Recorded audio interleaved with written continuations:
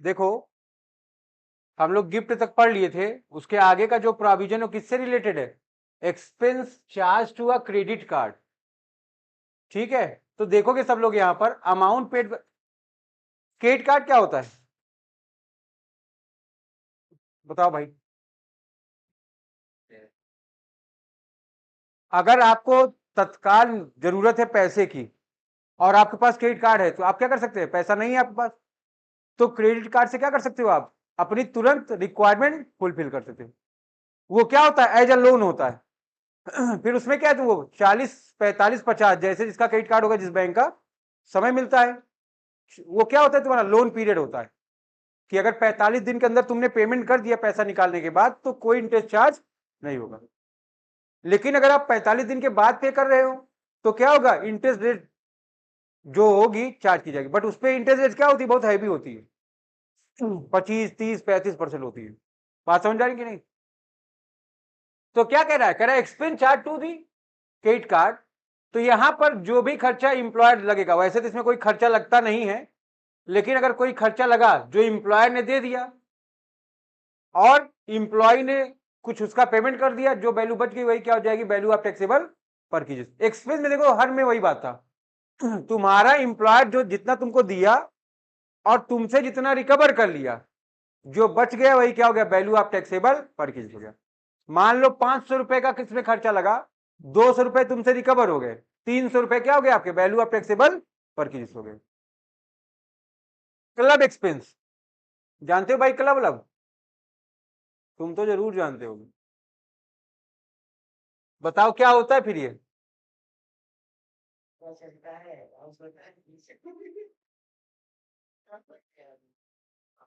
ठीक है, क्लब के एक्सपेंस। ठीक है, कभी कभी आदमी क्या करता है, कहीं घूमने घामने जाता है, ठीक है। जैसे अपने यहाँ क्या है, ये बहुत बड़ी बात हो जाएगी, बट बाहर जो मेट्रोपॉलिटन सिटी है, स्मार्ट सिटी है, वहां पर क्या है ये नॉर्मल बात, ठीक है ना। तो क्लब पे जो भी खर्चा हो रहा है, ठीक है, जितना आपके एम्प्लॉयर ने पे किया, जितना तुमसे रिकवर कर लिया, जो वैल्यू बच गई वो क्या होगी? वैल्यू ऑफ टैक्सेबल परचेज हो गई। ठीक है, यूज ऑफ मूवेबल एसेट्स है इसके बाद। ठीक है, 7वां प्रोविजन है रूल 377 में। मूवेबल एसेट्स क्या होती है? ऐसी कोई भी एसेट जो एक प्लेस से दूसरे प्लेस आप आसानी से मूव करा सकते हो, क्या है आपका? Movable asset. कहीं पर आप काम करें, आपको लैपटॉप दिया गया है, क्या है वो? आपकी मूवेबल एसेट्स है कि नहीं? मोबाइल फोन दे दिया गया। जितने पुलिस में अधिकारी हैं बड़े, थाना इंचार्ज टाइप के, इंस्पेक्टर टाइप के, उनको एक फोन एक्स्ट्रा दिया जाता है सीओजी नंबर के साथ, है कि नहीं? उस फोन पर केवल ऑफिस के जितने कॉलें हैं या विभाग की जितनी कॉलें हैं वही होंगी। बात समझ में आ रही कि नहीं? तो क्या बोला है? Movable asset include the all asset except laptop and computer and mobile phone. इसने क्या बोला? मूवेबल एसेट में सब इंक्लूड है, बट लैपटॉप और मोबाइल फोन को छोड़कर। अब देखो, ठीक है, इनका वैल्यूएशन कैसे करेंगे? इनका वैल्यूएशन आप दो तरह से कर सकते हो। पहला क्या है? Assets belonging to the employer. Asset किससे बिलोंग कर रही है या किसकी है? एम्प्लॉय की। और दूसरा क्या? Assets taken on the rent, उसने किराए पर लेकर दिया है। देखोगे if asset is used up to 10 year, और अगर मान लो एसेट किसकी है? एम्प्लॉयर की है, उसको तुमने 10 साल यूज कर लिया, उसकी वैल्यू क्या हो गई? वैल्यू ऑफ टैक्सेबल परचेज क्या है? 10% original cost of such asset. लेकिन एसेट को आप कितने साल यूज कर सकते हो? 10 साल। कोई एसेट्स है 10% है डेप्रीसिएशन का रेट, तो 10 साल में जीरो हो जाएगा ना, तो 10 साल के बाद कोई वैल्यू होगी? नहीं होगी। फिर क्या बोला? If asset is used more than 10 year, value क्या हो गया? बात समझ में आ रही नहीं? अगर एसेट्स को तुमने 10 ईयर तक, अप टू 10 ईयर तक यूज किया, तो वैल्यू ऑफ टैक्सेबल परचेज क्या है? 10% original cost of such assets. 10 साल से ज्यादा यूज किए, क्या हो गया? कुछ लोग शूज पहनते, कपड़े पहनते, उनका एकदम नया लगता है, कुछ लोग जानवर टाइप के होते हैं, वो लिए नहीं कि टूटा फूटा चालू, ठीक है ना। तो ध्यान रखो, कुछ लोग ऐसे हैं जो एसेट्स को क्या कर रहे हैं, 10 साल से ऊपर चला रहे हैं, तो वैल्यू ऑफ टैक्सेबल परचेज क्या हो जाएगा, 0 हो जाएगा। लेकिन अगर इससे कम में है तो 10% कॉस्ट ऑफ एसेट्स होगा, ठीक है। कि कौन सी एसेट का, मूवेबल, कोई भी मूवेबल एसेट्स हो, लेकिन उसमें कौन सा काउंट नहीं होगा, लैपटॉप, और एक मोबाइल फोन और एक लैपटॉप काउंट नहीं किया जाएगा, ध्यान रखना। एक के बाद अगर होगा तो काउंट करेंगे हम लोग, और दो कोई कंपनी देती नहीं, ठीक है। यहां पर देखिए एसेट्स क्या किया गया, रेंट पर लिया गया है, तो यहां पर क्या करोगे, amount paid by minus recover from employ, तो वैल्यू ऑफ टैक्सेबल परचेज क्या है, ठीक है। जैसे हमारे भैया बोले तुम आईफोन ले लो, हम पैसा दे रहे हैं, हम बोले मैं आईफोन नहीं लूंगा, मुझको चाहिए सैमसंग जेड फोल्ड, बात समझ में आ रही कि नहीं। हम क्या, अगर वही दिलाना आप दिला दीजिए, आईफोन वाईफोन में नहीं लूंगा, ठीक है ना। तो ध्यान रखो, हमने बोला अच्छा ठीक है, आप आईफोन के बराबर का पैसा दे दो, बाकी जो बैलेंस है वो हम अपने से लगा लेंगे, ठीक है। अब मान लो 1,70,000 का तुम फोन ले रहे हो, तो क्या हो गया, बड़ी बड़ी कंपनियां जैसे इंश्योरेंस वाली है, एडवर्टीजमेंट एजेंसियां, उन्होंने अपने इंप्लॉइयों को दिया है, महंगे महंगे फोन दिए, बात समझ में आ रही नहीं, लेकिन उसकी सिक्योरिटी डिपॉजिट वो रखती है, जैसे इतना महंगा फोन लोगे तुम तो क्या इंश्योरेंस करा के देते हैं सब। अब समस्या क्या है, मान लो तुमसे खुदा न खास्ता गड़बड़ी हो गई, तो कंपनी को तो नुकसान हो जाएगा ना, तो कंपनियां क्या करती हैं, आधा पैसा सिक्योरिटी के रूप में डिपॉजिट करा देती। अब जब आधा जमा हो गया तो तुमको लगा ना मेरा पैसा क्या है, फंसा है, तब तुम क्या करोगे, उसको मानवता पूर्वक यूज करोगे, अदरवाइज क्या होगा, आप उसको क्रूर टाइप से यूज करते हो, ठीक है ना। कुछ लोग का आदत है फोन ऐसे नहीं रखते, ऐसे फेंकते हैं, ठीक है ना, तो वो लोग क्या हो जाते हैं, सतर्क हो जाते हैं, ठीक। तो यहां पर क्या हो गया, इंप्लॉयर ने जितना प्रोवाइड किया माइनस इंप्लॉय, जो बच गया वो क्या हो गया, वैल्यू ऑफ टैक्सेबल परचेज। जितनी एमएनसीज हैं जहां पर ऑनलाइन या वर्क फ्रॉम होम है, उन्होंने सब अपने इंप्लॉइयों को लैपटॉप दिया हुआ है,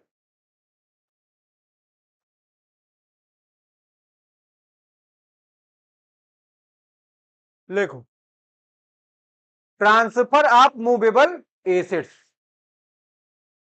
ठीक है ना। मूवेबल एसेट्स क्या क्या है, देखो इसमें रूल 378 में 8वां प्रोविजन है आपका, बोला computer and other electronic item, ठीक है ना। क्या है ये आपका, computer and other electronic item, क्या हो गया, कॉस्ट ऑफ एसेट्स, इस पर डिप्रेशन का रेट क्या है, याद रखना हमेशा इतना ही रहेगा।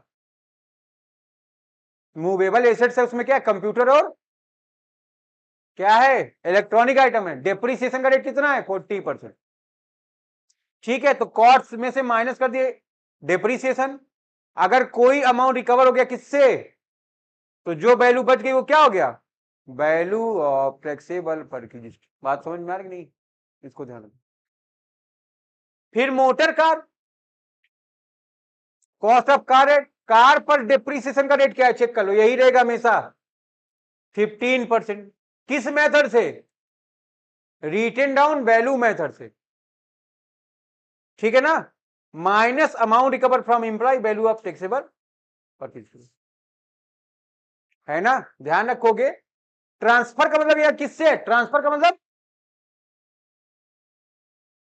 सेल्स है, यहां पर बेच रहे हो कंप्यूटर या कोई इलेक्ट्रॉनिक आइटम, 40% डिप्रेशन माइनस करोगे, कुछ अगर रिकवर हो गया एम्प्लॉइज माइनस कर दो, जो बच गया वैल्यू क्या हो गया, मैं इसका मालिक हूं, इसको अपना फोन दे दिया, 40,000 का फोन, 40% डेप्रिसिएशन कितना हो गया, 16,000 माइनस हो गया, बचा कितना, 24 का, इससे 4,000 ले लिए, वैल्यू ऑफ टैक्सेबल परचेज कितनी हो गई, 20,000, मोटर कार बेच रहे हैं अपनी हम 5 लाख की कार है, डिप्रिसिएशन कितना माइनस कर दोगे? 15%। अगर इससे जो रिकवर हो गया माइनस कर दीजिए, जो बच गया क्या हो गया? Value of taxable property. तीसरे में क्या? अदर मूवेबल एसेट्स, और कोई भी होगी, कॉस्ट ऑफ एसेट्स में से माइनस कर दोगे डिप्रिसिएशन 10%। किस मेथड से? एसएलएम से। अगर कुछ रिकवर हो गया एम्प्लॉय से, जो बच गया वैल्यू क्या हो जाएगा? टैक्सेबल। तो 3 चीजें ट्रांसफर ऑफ मूवेबल एसेट्स में। पहला क्या है? कंप्यूटर और अदर इलेक्ट्रॉनिक आइटम है, 40% उस पर डिप्रिसिएशन चार्ज हो रहा है, मोटर कार पर 15%, अदर पर 10% एसएलएम से। बाकी दोनों पर क्या है? Written down value method. बात समझ में आ रहा है आपके? कोई दिक्कत इसमें? इसको आप याद रखिएगा, इसका 1-2 क्वेश्चन है आप, ठीक है ना?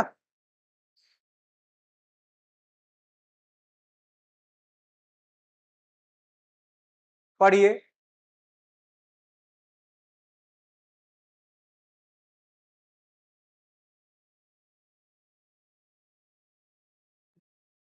एनी अदर बेनिफिट और एमिनिटीज, और भी कुछ, ठीक है ना? जो तुम चाहो, टीवी भी मिल गई तुमको, इलेक्ट्रॉनिक आइटम में वो भी आ जाएगा, ठीक है? सोफा सेट मिल गया, फर्नीचर में आ जाएगा, ठीक है? तो लिखा है the value of any other benefit और एमिनिटीज, जो वैल्यू होगी एमिनिटी या बेनिफिट्स की, बेनिफिट्स की, माइनस कर दोगे कुछ अगर आपने क्या कर दिया है? इंप्लॉय से रिकवर कर लिया है, ठीक है? अब जो बेनिफिट प्रोवाइड कर रहा है उसमें कोई सर्विस राइट, ठीक है? तुम्हारा ड्राइवरी लाइसेंस नहीं था, बनवा दिया, राइट सी तो है वो। तुम्हारे आपकी बुक छपवा दी है, क्या है? राइट सी तो है। तुम्हारी कोई डिजाइन को क्या कर दिया? पेटेंट करा दिया, क्या है वो? राइट सी। तो ध्यान रखो कि जितना इंप्लॉय ने पे किया माइनस इंप्लॉय से जो रिकवर हो गया, जो वैल्यू बच गई वो क्या हो गई? वैल्यू ऑफ टैक्सेबल परचेज हो गई। नोट पढ़ोगे, expense on telephone including mobile phone. मान लो गवर्नमेंट ने तुमको कोई मकान दिया, तो आप टेलीफोन देगी, तो क्या करोगे? टेलीफोन लेके टहलोगे, ठीक है ना? इंक्लूडिंग फिर क्या कर दिया इसमें? Mobile phone. Actually incurred on behalf of the employee by the employer shall not be treated as taxable purchase, ठीक है ना? क्या मतलब हुआ? एम्प्लॉयर ने अगर तुमको कोई फोन दिया है, उस पर कोई अमाउंट खर्च हो रहा है, जिसका पैसा कौन पे कर रहा है? एम्प्लॉयर। तो उसको आप टैक्सेबल परचेज नहीं मानेंगे। बात समझ में आ रही है आपके? कोई दिक्कत? पढ़ लो, expense on telephone including mobile phone actually incurred on behalf of the employee, employee के बिहाफ पर खर्च हो रहा है बाय द एम्प्लॉयर, ठीक है? Shall not be treated as taxable purchase. जब उसने कंप्यूटर को और मोबाइल फोन को मूवेबल एसेट्स में से क्या कर दिया? एक्सक्लूड कर दिया है, तो उसके बेनिफिट को, जहां भैंस वहीं भैंस की पूंछ, तो उसके बेनिफिट को भी क्या कर दिया है? एक्सक्लूड कर दिया है। इंप्लॉय के लिए जो पैसा खर्च कर रहा है, कौन खर्च कर रहा है? इंप्लॉय, ठीक है? इसको आपको ध्यान रखना है।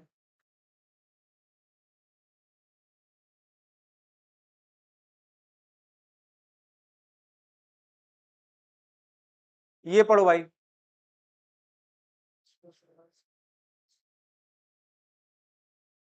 वैल्यूएशन ऑफ स्पेसिफाइड सिक्योरिटी और स्वेट इक्विटी शेयर,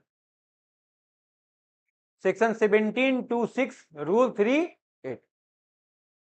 क्या कह रहा है ये? लिखा है वैल्यू ऑफ स्पेसिफाइड सिक्योरिटी और क्या लिखा है ये? SES, sweat equity share. Fair market value on the date of purchase, जिस दिन परचेज करे उसकी फेयर मार्केट वैल्यू क्या है? अमाउंट रिकवर फ्रॉम एम्प्लॉय, मान लो 350 का है ये, और इंप्लॉय से कितने रिकवर हो गए? तो 250 रुपए का तुमको बेनिफिट हो गया कि नहीं हो गया? वो 250 का जो बेनिफिट है वो क्या हो गया? आपके सैलरी का पार्ट हो गया। तो क्या करेंगे आप? शेयर अगर परचेज करो, मार्केट वैल्यू चेक करो, उस डेट को जो मार्केट वैल्यू है और जितना इंप्लॉय से रिकवर कर लिए उसको माइनस कर दो, जो वैल्यू बच गई वो क्या हो गई, वैल्यू ऑफ टैक्सेबल। इसके भी प्रोविजन है आपकी किताब में। फिर आगे पढ़िए, सेम इसका भी है।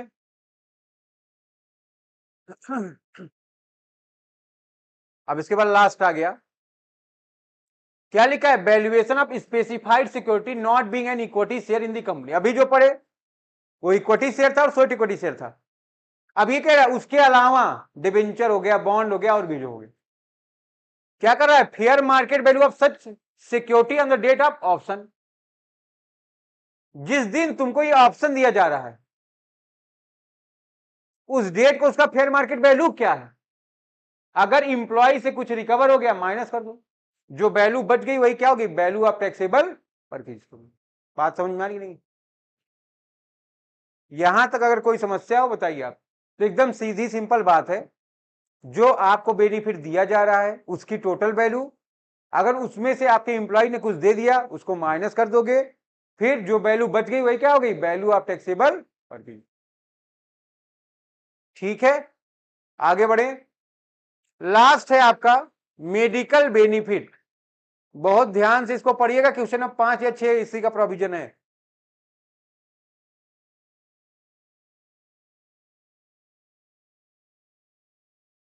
नोट्स गया है, किताब को ओपन करो नोट्स।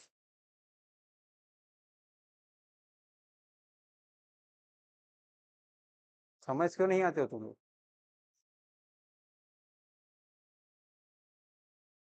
पढ़िए भाई, इसको पढ़िए आराम से, ओपन करिए अपने नोट्स को।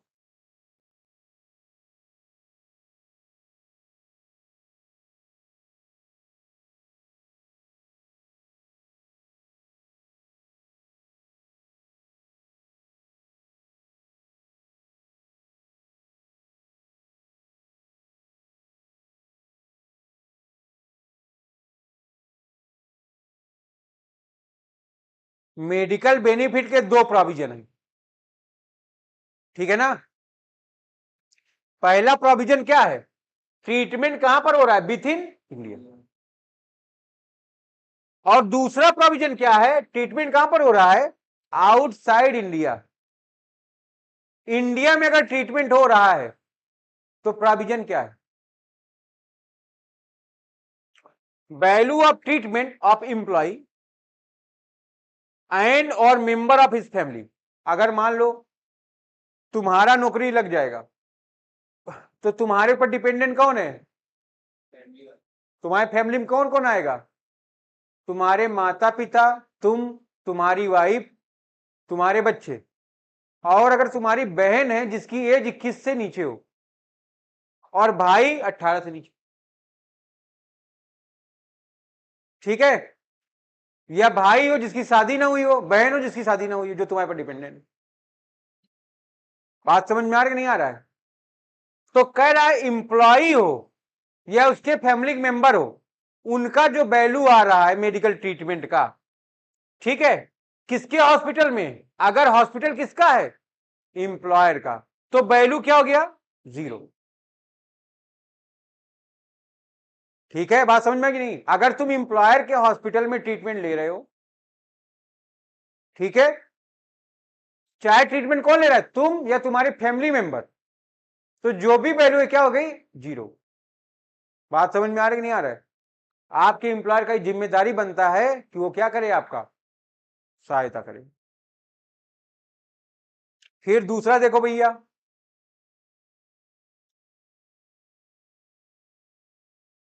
पढ़िए दूसरा, any sum paid by the employer in respect of expenditure incurred by employee on medical treatment of himself and his family।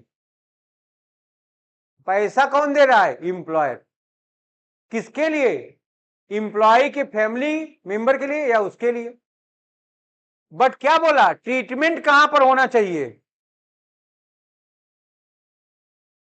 Treatment कहां पर होना चाहिए, पहला क्या है, गवर्नमेंट हॉस्पिटल और local authority on government approved hospital. किसी आपका ट्रीटमेंट कहां हो रहा है, गवर्नमेंट हॉस्पिटल में या कोई अप्रूव्ड हॉस्पिटल है, तो वैल्यू क्या हो गया आपका, क्योंकि पैसा कौन दे रहा है? और पैसा कौन दे रहा है? एम्प्लॉयर दे रहा है, ठीक है ना। ट्रीटमेंट कहां हो रहा है? गवर्नमेंट हॉस्पिटल या कोई अप्रूव्ड हॉस्पिटल। फिर दूसरा, इन respect of prescribe disease on elements in a hospital approved bye CCIT, ठीक है ना। कोई प्रेस्क्राइब डिसीज है आपको, तो जितना अप्रूव कर देगा सीसीआईटी, सीसीआईटी का मतलब क्या है? Chief commissioner of income tax. बात समझ में आ रही नहीं? जितना अप्रूव कर देगा उतनी वैल्यू क्या हो जाएगी? बात समझ में आ रही है आपके? कोई दिक्कत? तो कहने का मतलब देखो भैया, अगर इंप्लॉई या उसके कोई फैमिली मेंबर को कोई भी मेडिकल ट्रीटमेंट के लिए इंप्लॉयर पेमेंट कर रहा है और वो इलाज कहां करा रहा है? गवर्नमेंट हॉस्पिटल या अप्रूव, कोई government approve hospital, value zero हो गई। या क्या बोला? कोई प्रिस्क्राइब डिसीज है और हॉस्पिटल क्या है? अप्रूव्ड है। अप्रूव किसने किया? सीसीआईटी ने, तब भी वैल्यू क्या हो जाएगी? बात समझ में आ रही है आप लोगों के? चलो तीसरा पढ़ो। तो पहले में क्या था? इंप्लॉयर का हॉस्पिटल था। दूसरे में क्या है? इंप्लॉयर पैसा दे रहा है, हॉस्पिटल गवर्नमेंट या अप्रूव्ड है? अप्रूव कौन कर रहा है? सीसीआईटी कर रहा है। कह रहा पेमेंट और रिम्बर्समेंट, रिम्बर्समेंट का मतलब तुम इलाज करा लियो, बाद में पैसा वापस कर रहा है इंप्लॉयर तुम्हारा, ठीक है। Of premium in respect of health insurance of the employee or any member of his family,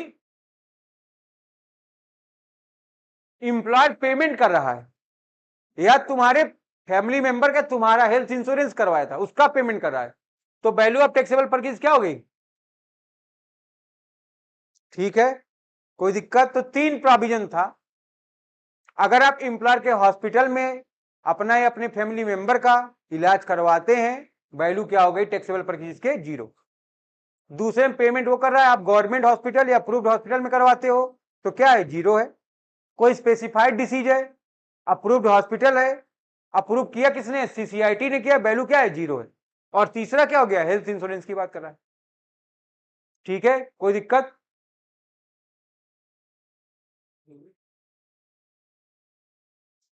अब इलाज कहां करा रहे हो? Outside India. पढ़ो आराम से।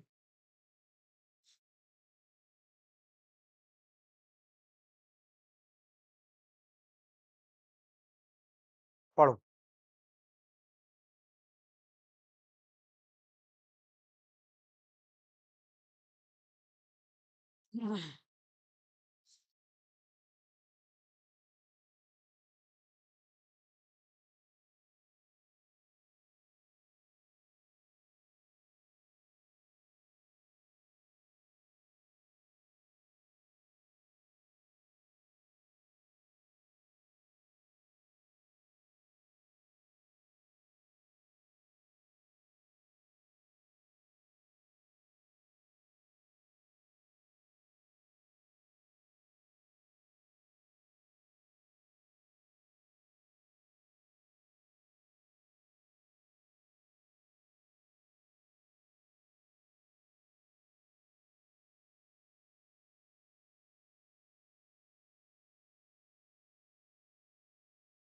हो गया? क्या पढ़े? एक्सपेंस इनकर्ड बाय एम्प्लॉयर, ठीक है। ये कब का है? जब आपका ट्रीटमेंट कहां हो रहा है? आउटसाइड। कह रहा खर्चा कौन कर रहा है? Employer on medical treatment of an employee. Medical treatment किसका है? एम्प्लॉय का। On his family member is fully exempt up to the extent approved by RPI. तो पूरा का पूरा खर्चा क्या भैया?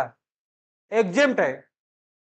कहां तक एग्जेम्प्ट है? जितना आरबीआई ने अप्रूव कर दिया।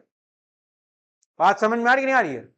अगर आपका एम्प्लॉयर आपका या आपके फैमिली मेंबर का मेडिकल ट्रीटमेंट आउटसाइड इंडिया करवाता है, तो पूरा का पूरा अमाउंट एग्जेम्प्ट होगा। कहां तक? जहां तक आप आरबीआई ने अप्रूव कर रखा है, ठीक है। आगे बढ़ो, पहला प्रोविजन यही भैया। दूसरा पढ़िए।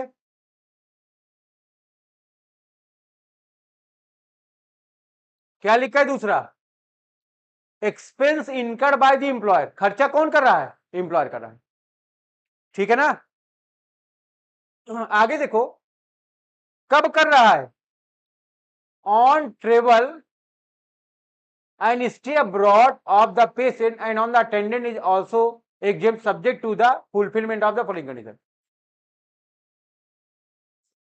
आपका एम्प्लॉयर जो है वो पैसा खर्च करता है, जो मेडिकल ट्रीटमेंट आप करवा रहे हो आउटसाइड इंडिया, उस पर आप अगर आउटसाइड इंडिया जाओगे तो अकेले जाओगे नहीं, कोई ना कोई अटेंडेंट भी लेके जाओगे। अब अटेंडेंट को क्या कह रहा है कि मैं जा रहा हूं, पूरा परिवार चला जा रहा है इसके साथ, वहां क्या पिकनिक मनाने जा रहे हो? तो क्या होगा, कोई एक अटेंडेंट। ठीक है, तो वही वो बोलता है एक्सपेंस कौन कर रहा है? एम्प्लॉयर कर रहा है। किस पर? ट्रेवल पर और स्टे अब्रॉड, बाहर रहने का, स्टे करने का। किसके? पेशेंट के एंड उसके अटेंडेंट का। तो ये एग्जेम्प्ट होता है सब्जेक्ट टू दी, लेकिन ये कंडीशन आपको फुलफिल करनी पड़ेगी। कंडीशन नंबर 1 क्या है? The expenditure on medical treatment and stay abroad is exempt up to the extent permitted by the RBI. जहां तक आरबीआई परमिट करेगा वहां तक क्या होगा? ये एग्जेम्प्ट होगा। पहली बात। दूसरी बात क्या भैया? Expenditure incurred on the travel of the patient and one attendant is fully exempt provided the gross total income of employee does not exceed rupees। जो ट्रेवल का है, बाहर स्टे का खर्चा है, वो एग्जेम कब होगा? जब इंप्लॉय की total income, gross total income कितनी हो। ऐसा कभी होता नहीं। ऐसा होता है कभी? चपरासी की पेमेंट 2 लाख को एक्सीड कर जाती। बात समझ में आ रहा है कि नहीं आ रहा है? कौन सी इनकम की बात की है? ग्रॉस टोटल इनकम की बात। ठीक है ना? तो इसमें आपने 2 ट्रीटमेंट पढ़ा। आप अगर बाहर ट्रीटमेंट करवाते हो, उस पर कोई खर्चा आपका एम्प्लॉयर करता है, तो पूरा का पूरा एग्जिम्ट होगा। कहां तक? जहां तक आरबीआई परमिट करता है।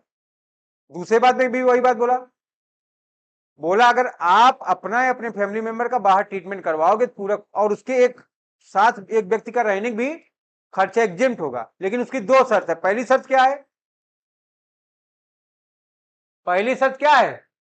एक्सपेंडिचर जो मेडिकल ट्रीटमेंट और स्टे अब्रॉड है, एग्जिम्ट है कहां तक? जहां तक आरबीआई परमिट करती। लेकिन वो परमिट कब करेगी?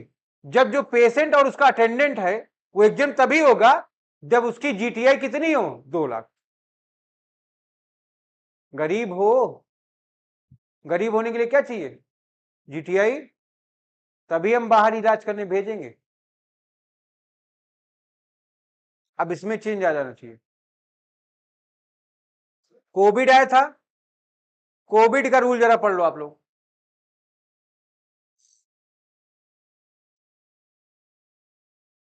पढ़ लीजिए कोविड का रूल।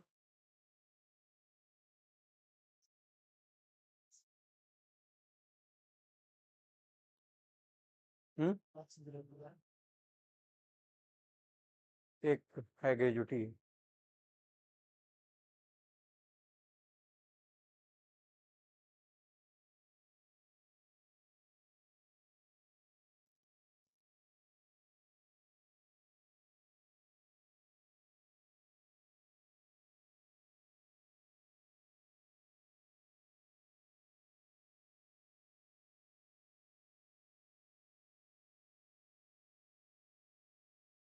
एक्स ग्रेटी मतलब एहसान होता है, एहसान फरामोश।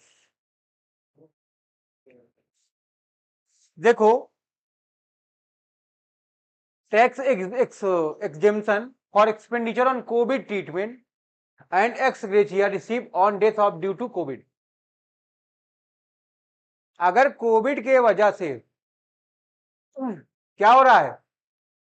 Tax exemption for expenditure on Covid treatment and ex gratia receive on death due to Covid, है ना? अगर आप क्या कर रहे थे, कोविड पर अपना कोई पेशेंट था, उसके ऊपर कोई ट्रीटमेंट की हो, या आपको गवर्नमेंट ने कुछ दिया, ठीक है, ड्यूरिंग कब? फाइनेंशियल ईयर 1920 में एंड सब्सिक्वेंट ईयर, उसके बाद विल बी कोविड के ट्रीटमेंट के लिए आपको कोई पैसा मिल रहा है या आपको एक्स ग्रेटिया मिल रही है, ठीक है ना? तो ये पूरा का पूरा क्या होगा, एग्जिम्ट होगा। शर्त क्या है, शर्त क्या भी, आप ट्रीटमेंट करवाएं, ठीक है। तो जो इसका एग्जिम्पशन है विदाउट लिमिट है, इस पर कोई लिमिट नहीं, कितना भी तुम पैसा खर्च करो सबका सब क्या होगा, एग्जिम्ट होगा। With without limit to the family member, but the maximum limit कितनी है, तुम्हारे फैमिली वाले पैसा चाहे जितना खर्च करें, बट अदर पर्सन कितना खर्च करेगा, ऐसा गवर्नमेंट ने क्यों किया, नहीं तो दूसरे लोग जो थे वो दूसरे दूसरे का इलाज कराते और टैक्स सेविंग करते, बोलते हमने 50 लगा दिया, 50 का एग्जाम्पशन दो, ठीक है ना। तो गवर्नमेंट ने क्या किया, कोई दूसरा आदमी किसी कितना इलाज करा सकता, 10 लाख का इलाज करा दो किसी का, नहीं कराओगे, 10,000 का करा दो, बड़ी बात है। तो गवर्नमेंट ने क्या किया, ये प्रोविजन ऐड कर दिया, आपका फैमिली मेंबर कोविड-19 चाहे जितना इलाज कराए, ठीक है, बट अगर कोई दूसरा पर्सन करा रहा है, कितने कराएगा, केवल तभी एग्जेम्पशन मिलेगा, ठीक है। Reimbursement of expense actually incurred by the employee, ठीक है ना। रिम्बर्समेंट कितना होगा, जितना पैसा खर्च किया किसने, एम्प्लॉय ने, for the purpose of specified in 1 and 2 above in exam, ठीक है। तो जितना इसमें बताया गया है, इसमें बताया गया, वो सब क्या हो जाएगा आपका, ठीक है। तो ये तुम्हारा प्रोविजन है, बात समझ में आ रहा है। अब जैसे पहला क्वेश्चन है, उसमें दिया है आरपीएफ की बात कर रहा है वो, एक प्रोविजन और लिख लो नंबर 11,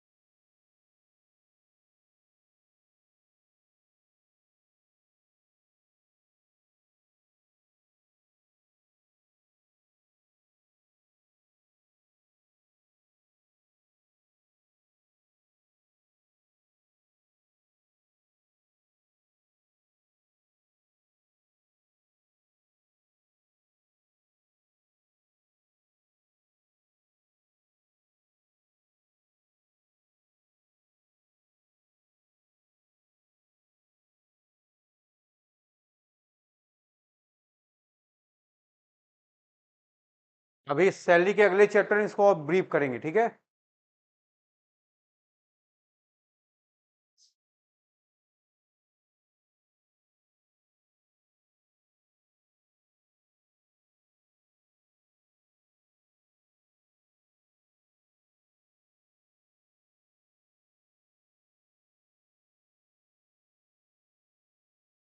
क्या कह रहा है ये,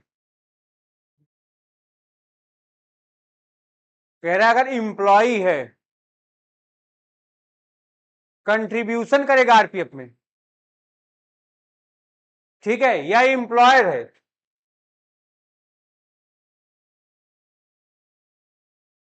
जितना एम्प्लॉय कंट्रीब्यूशन करता है उतना एम्प्लॉयर भी करेगा आरपीएफ में, ठीक है ना। तो 12% कंट्रीब्यूशन और 9.5% इंटरेस्ट क्या होगा आपका, इसके ऊपर का वैल्यू जो होगा क्या होगा, टैक्सेबल होगा। बात समझ में आ रही कि नहीं आपके, ठीक है। ये एक प्रोविजन आप नोट कर लीजिए, इसको पूरा ब्रीफ में सैलरी के रिटायरमेंट वाले चैप्टर में एक्सप्लेन किया जाएगा, ठीक है। तो इतनी बात आप नोट कर लें,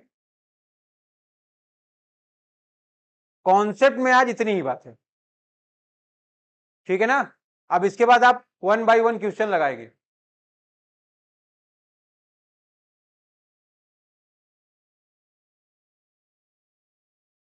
चलिए फिर शुरू हो जाइए।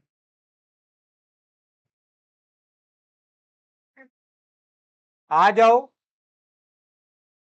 क्वेश्चन नंबर 1 देखो भाई, मिस्टर एक्स एक कंपनी का एम्प्लॉय है, 15,000 रुपए पर मंथ ही सैलरी पाता है, वो मेंबर है आरपीएफ का, रिकॉग्नाइज प्रोविडेंट फंड का, to which he and his employer contribute 15% of salary. देखोगे भाई ये कौन है, मिस्टर एक्स है। सैलरी कितना पा रहा है ये, तो ये 12 महीने में कितना रिसीव कर लिया, 1,80,000, ठीक है ना।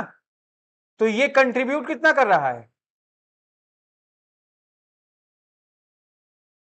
1,80,000 का 15% कितना आ रहा है भाई,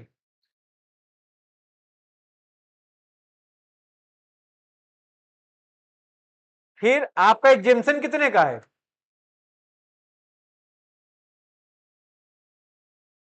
कितना, कितना आ गया ये आपका 5,400।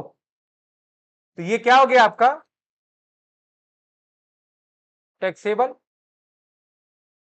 ठीक है। फिर आगे पढ़ो, during the year he was given credit of ₹12,000 as interest on the provident fund balance 1 lakh. Compute the taxable amount of annual increment to the include in his income under the head of income from salary. तो पहली बात तो ये हो गई आपकी। दूसरी बात देखो, 1 लाख रुपए का क्या है उसका,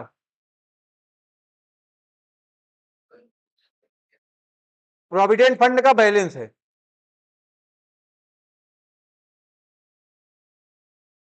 इंटर रिसीव जो हो रहा है वो 9.5% क्या है आपका,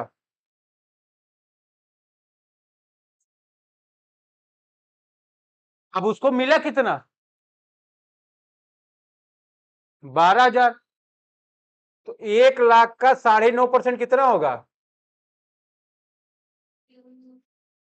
9,500 एग्जेम्प्ट है। और टोटल कितना मिला उसको, 12,000। तो टैक्सेबल कितना हो गया,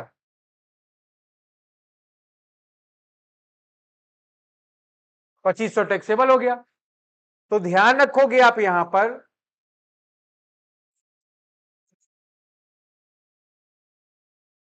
टोटल टैक्सेबल कितना हो गया, ये कंट्रीब्यूशन, ये इंटरेस्ट, तो टोटल टैक्सेबल हो गया 7,900। नोट कर लोगे इसको।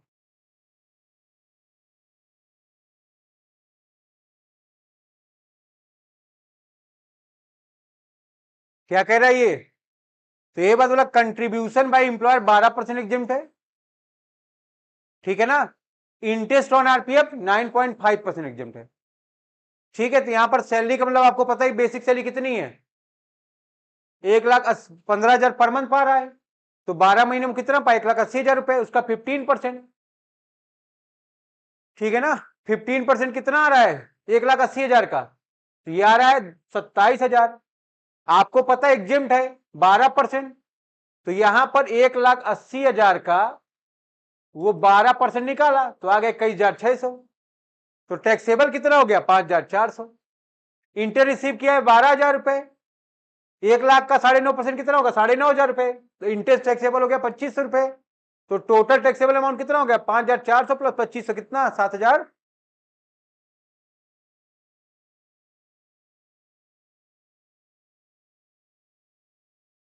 क्वेश्चन नंबर 2 में आ जाइए, लिखना है, हो गया पहला, 2 में आओ। 2 वैसे भी मैंने करा दिया था उस दिन, है ना, जब प्रोविजन पढ़ाए 2 पढ़ाए थे, एक बार फिर से बता दे रहे, ध्यान दो। देखोगे compute the amount of HRA which shall be included in the income under the head of salary in each of the following cases. पहले में बेसिक पे क्या है 20,000 रुपए, पहले वाले में देखो बेसिक पे कितना है 20,000, तो 12 महीने कितना हो गया, ठीक है। फिर देखो डीएनएस पे है, डीएनएस पे always the forming part of the salary, कितना हो गया इसका 10%, सैलरी का 10%, 240 का कितना 10%, 24,000। फिर क्या कह रहा है वो, 1,20,000 रुपए commission based on the fix percentage on turnover, 1,20,000 whole year का है। तो यहां टोटल सैलरी कितने की आ गई 384 की। प्रोविजन आपको पता है पहला प्रोविजन क्या, actual amount receive for HRA. ध्यान रखोगे वो 5,000 रुपए पर मंथ पाता है, 12 महीने कितना पा गया 60,000। Rent paid minus 10% of salary, rent पे कितना कर रहा है 4,000 रुपए पर मंथ, तो 12 महीने में 48,000 रुपए माइनस 10% ऑफ सैलरी, सैलरी कितनी है 3,84,000, उसका 10% 38,400, तो टैक्सेबल कितना, अगर आप रेंट पे करो 48,000 रुपए, 38,400 10% सैलरी का आ गया, तो रिमेनिंग अमाउंट कितना बचा 9,600। फिर कहां रहता है ये चेक कर लो, आगरा, क्या आगरा मेट्रोपॉलिटन सिटी है, नहीं है, तो 40% ऑफ सैलरी, तो 3,84,000 का 40% 1,53,600। अब इन तीनों में सबसे कम क्या है 9,600, तो 9,600 क्या हो गया आपका एग्जेम्प्ट हो गया, तो टैक्सेबल क्या हो गया, मिलता 60,000 है, एग्जेम्प्ट कितना 9,600, तो टैक्सेबल कितना 50,400। ठीक है ना, ये बात आपको बताई गई थी। फिर बी में आ जाओ, बी में बेसिक सैलरी 30,000 पर मंथ है, डीए 10% बेसिक पे, एचआरए दिए 5,000 per month, actual rent paid by SSC 7,000। House house कहां पर, मथुरा में, मथुरा मेट्रोपॉलिटन सिटी है क्या, नहीं। अब एक चीज देखो, जो तुम्हारा वहां पर डीए है, क्या डीए उटोई है, under the term of employment है, नहीं है। अगर under the term of employment नहीं है तो सैलरी का मतलब क्या होगा, बेसिक सैलरी केवल, तो 30 इंटू 12 कर दिए, कितना आ गया 3,60,000, यहां पर सैलरी की मीनिंग आ गई। तो पहला एक्चुअल अमाउंट रिसीव कितना है 5,000, 12 महीने कितना रिसीव कर लिया आप 60,000। रेंट पेड कितना करते हो 7,000 पर मंथ है, 12 महीने कितना पेड कर दिए 84,000, माइनस 10% ऑफ सैलरी, 3,60,000 का 10% कितना है 36,000, कितना आ गया 48, 3,84,000 का 40% सैलरी निकाले, कितना आ गया 1,44,000। तीनों में सबसे कम क्या है 48, पाते कितना हो, पाते कितना हो 60,000, ठीक है ना, और एग्जेम्प्ट कितना है 48,000, तो टैक्सेबल कितना हो गया 12। बात समझ में आ रहा है आपके। फिर तीसरा मैंने आपको कराया था, बेसिक पे 20,000 पर मंथ है, डीए 10% ऑफ बेसिक पे है, तो 20,000 पर मंथ है, 12 कर से मल्टीप्लाई कर दिया, कितना आ गया 2,40,000 की बेसिक सैलरी। फिर देखोगे डीए उटोई तो है नहीं, नहीं ऐड करोगे, एचआरए 2,000 पर मंथ है, एक्चुअल रेंट 5,000 पर मंथ है, हाउस कहां पर है दिल्ली में। तो एक चीज ध्यान रखो, यहां पर आप ध्यान दीजिए, कितना पैसा रिसीव करता है वो 24,000 रुपए। रेंट पेड कितना है 5,000 पर मंथ, 12 महीने कितना हो गया, सैलरी का मतलब यहां पर भी केवल बेसिक सैलरी है, तो 2,40,000 का क्या हो गया 10%, 24,000, माइनस कर दिए 60,000, 24,000 कितना आ गया ये 36। कहां रहता है ये मेट्रोपॉलिटन सिटी में रहता है कि नहीं, दिल्ली में, तो 50% ऑफ सैलरी हो गया। इन सब में सबसे कम क्या है 24, तो रिसीव कितना किए हो और एग्जेम्प्ट कितना है, तो टैक्सेबल कितना हो गया यहां पर, ठीक है, तो यहां तक करो भाई सब लोग। चलो फिर थर्ड लगाओ अगर हो गया तो, तीसरा भी किए थे ना हम लोग, चलो खड़े हो जाओ सब तीसरे में। तीसरे में 3 केस है, श्री राम है, रेजिडेंट है इलाहाबाद में, ठीक है, following emoluments during the previous year ended on 31 March 14। इसमें एक्स लिमिटेड है, वाई लिमिटेड, जेड लिमिटेड है। एक्स लिमिटेड 6 महीने, वाई लिमिटेड 4 महीने और जेड लिमिटेड 2 महीने। तो ये डायग्राम बना है आपका, ठीक है, एक्स ने 6 महीने, वाई ने 4 महीने और जेड ने 2 महीने निवास किया। ध्यान दो, इस दौरान एक्स का जो 6 महीने का बेसिक पे है, ठीक है ना, वो कितना है,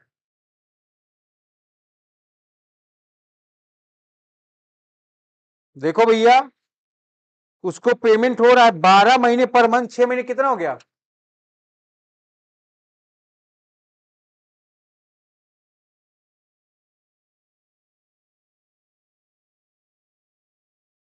इसमें 3,000 था।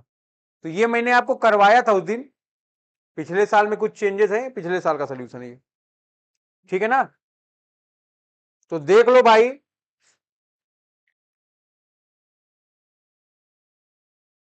जब एक्स की बात हो रही थी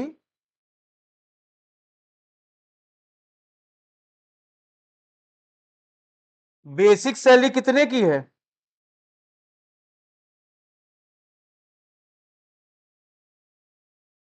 12 × 6, 12×6 = 72,000 रुपए। डीए क्या है? Forming part of basic salary.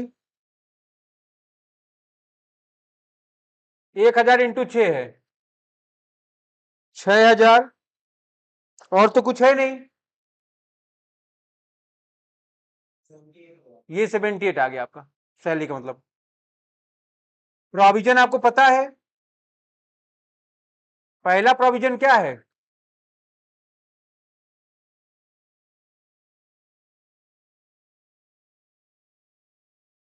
पहला है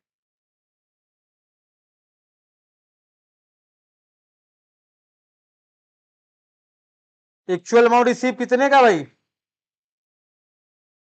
2,000 पर मंथ मिल रहा है, तो 6 महीने में कितना मिल गया? दूसरा क्या है?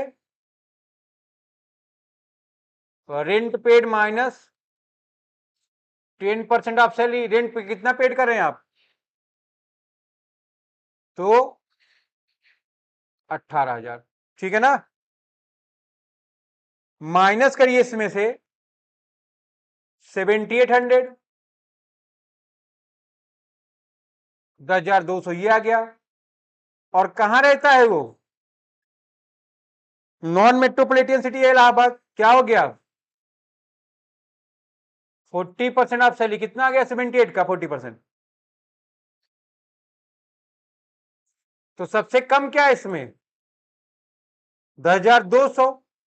ये क्या है आपका? तो टैक्सेबल क्या हो गया हमारा? 12,000 में 10,200 माइनस कर दो, कितना आ गया? नोट कर लीजिए आप इसको, अगर ना नोट किए हो तो।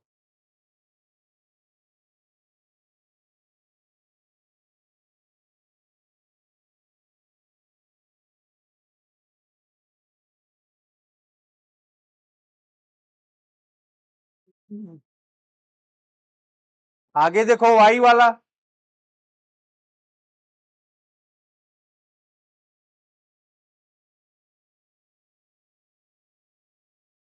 4 मंथ था ये।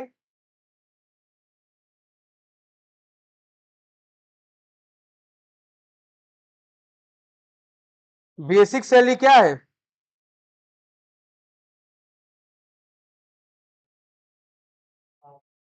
4 महीने 60,000 रुपए हो गया। डीए है 25% ऑफ बेसिक पे, आएगा नहीं इसमें। कमीशन है 4 महीने का।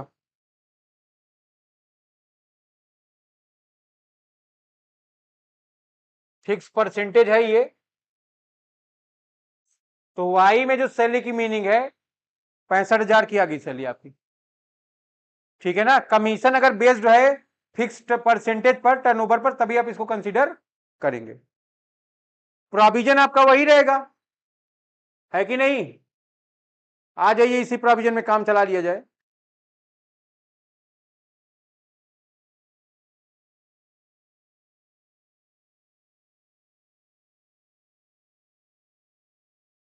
कितना एचआरए मिला उसको? तो 4 महीने का कितना मिल गया? 10,000 रुपया। रेंट कितना पेड कर रहा है चेक कर लो, 3,000। तो 4 महीने का माइनस 10% ऑफ सैलरी 6,500, 5,500 ये आ गया आपका। 40% सैलरी कितनी आ गई? सबसे कम क्या है इसमें? 5,500। तो टैक्सेबल क्या हो गया? मिलता हमको 10,000 है।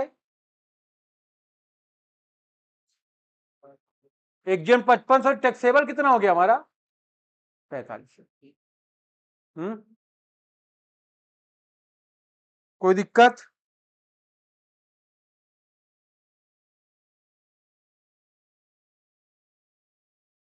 आगे बढ़े।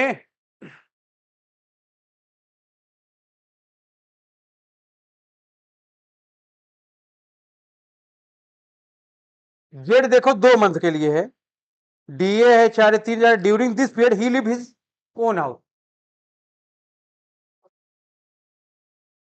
ये कौन है? ये कहां रहता है?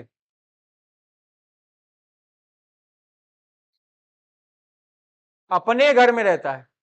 अपने घर में रह के बदतमीजी करते हो तुम। ये चारे भी रिसीव करे कितना? तो 6,000 रुपए क्या हो जाएगा? अपने घर में रह के अगर आप बेचारे लोगे फुल्ली टैक्सेबल हो जाएगा। ठीक है, तो आगे देखिए आप लोग।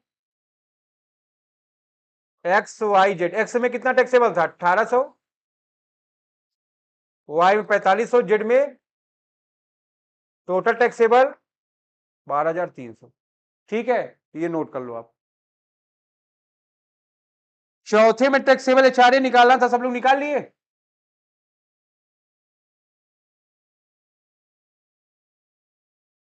खड़ा दें इसको। चौथे में टैक्सेबल एचआरए निकल गया, खुशी जाओ तुम आज आ जाए।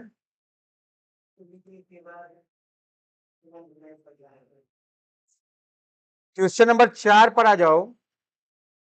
मिस्टर मोहन है, कानपुर में रहते हैं। सैलरी की मीनिंग निकालोगे, यहां बेसिक सैलरी कितने की है? डियरनेस पे कितने का है? तो टोटल सैलरी हमारी कितने की हो गई?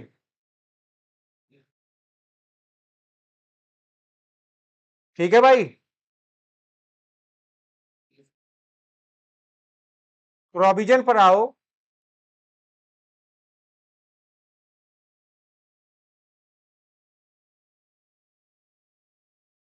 Actual amount receive for HRA कितना रिसीव हुआ है?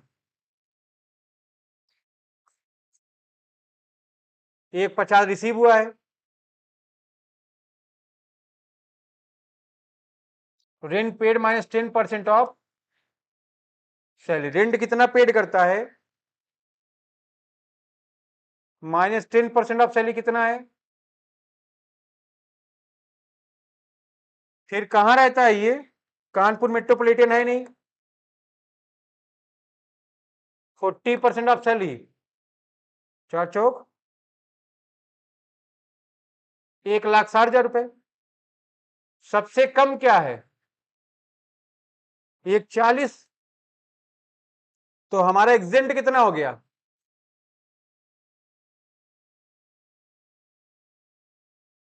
टैक्सेबल कितना हो जाएगा? 1,50 माइनस एग्जेंट 1,40, 10,000 रुपए। एकदम सीधा सरल सिंपल सवाल है, छोटा सा प्यारा सा नन्ना सा मुन्ना सा। वो भी आप लोग नहीं कर पा रहे, कैसे काम होगा? क्वेश्चन नंबर 5 के लिए मैं आपको 10 मिनट देता हूं, जो करेगा उसको 100 रुपए की नाम पक्का।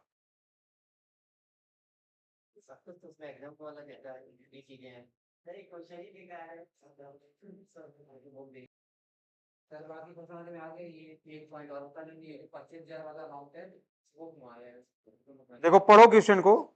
From the following information compute the income from salary of mister Suresh. लिखा है ग्रॉस एनुअल सैलरी 3 लाख की है। ठीक है, फिर medical expense directly paid by the employer to the private practitioner, है ना? मेडिकल एक्सपेंस पे कर रहे हो आप। किसको पे कर रहे हो? किसको पे कर रहे हो भैया? एम्प्लॉयर पे कर रहा है ना? किसको पे कर रहा है? एम्प्लॉय को पे कर रहा है। फिर मेडिकल एक्सपेंस है तुम्हारा, अप्रूव किसको, किसने किया है? एम्प्लॉयर पे करता है। हॉस्पिटल जो है वो अप्रूव्ड है किसके द्वारा? सीसीआईटी के द्वारा। तो क्या हो जाएगा? अगर अप्रूव है सीसीआईटी के द्वारा, क्या हो जाएगा? एग्जेम्प्ट हो जाएगा। फिर reimbursement of medical expense incurred by employee in hospital approved by chief commissioner, exempt रहेगा ये भी। फिर expense on travelling abroad including that of attendant borne by the employer 1,50,000 रुपए।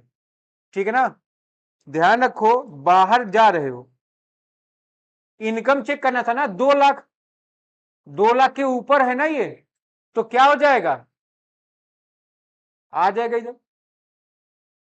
फिर अगला पॉइंट पढ़िए आप, expense income on stay and treatment abroad borne by employer 2.5 lakh रुपए। तो यहां पर ध्यान रखो 2,50,000 रुपए है, ठीक है, उसी के नीचे लिखा है out of 6 amount permitted by RBI.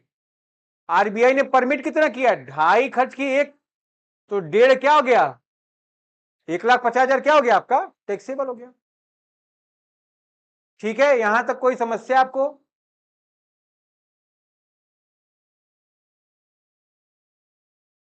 अब एक चीज और ध्यान दोगे, तो हमारा जो ग्रॉस टोटल इनकम है कितना आ गया, 6,25,000 रुपए। आपको पता है अगर कोई आदमी या कोई पर्सन या एसएससी अगर सैलरी के इनकम में आ रहा है और सैलरी पे टैक्सेबल हो रहा है, उसको स्टैंडर्ड डिडक्शन मिलेगा 16(1)(a) का, कितना मिलेगा, 50,000 रुपए। ठीक है ना, तो ध्यान रखो कि जो हमारी नेट टैक्सेबल सैलरी कितनी आ जाएगी, 5,75,000। ठीक है, तो यहां तक सभी लोग नोट कर लें। मेडिकल एक्सपेंस डायरेक्टली पे किया गया है तो वो नहीं टैक्सेबल नहीं होगा? नहीं, कहां पर सच्चे बता ये medical expense paid by employer, नहीं, वहां पर देखो कोई किसी ने अप्रूव किया है, नहीं। ठीक है ना, तो वो क्या है, प्राइवेट प्रैक्टिशनर है, अगर कोई अप्रूवमेंट होता, कोई बोला होता तब वो एग्जाम होता। ठीक है,